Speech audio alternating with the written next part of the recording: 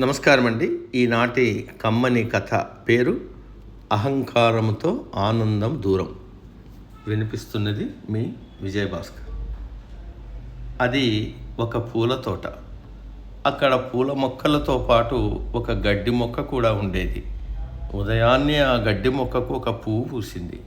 ఆ దారి వెంట వెళ్ళే ఒకరిద్దరు అది గడ్డి పువ్వు అయినా ఎంత ముచ్చటగా ఉందో అన్నారు.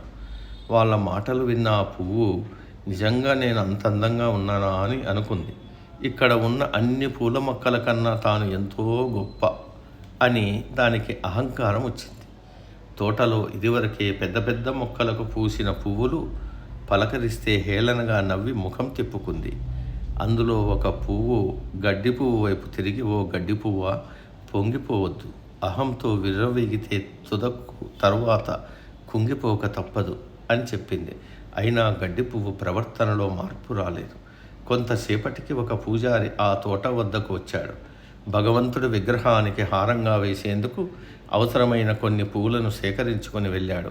ఆయన ముందుగా తననే తీసుకెళ్తాడని గడ్డి పువ్వు భావించింది, కానీ అది జరగలేదు. కాసేపటి తర్వాత ఇద్దరు వ్యాపారులు వచ్చి అక్కడున్న గడ్డి పువ్వును తప్ప మిగతా వాటిని కొనుక్కు వెళ్ళారు.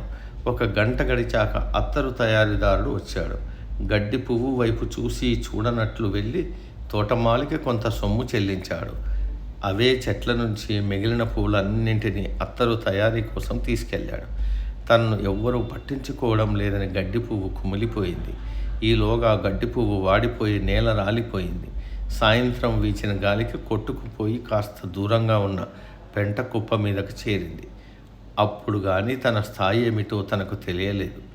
సాటి పూలతో స్నేహంగా మెలిగి ఆనందంగా ఉండకుండా ఉన్న కొన్ని గంటల జీవితాన్ని అహంకారంతో వృధా చేసుకున్నానే అని బాధపడింది.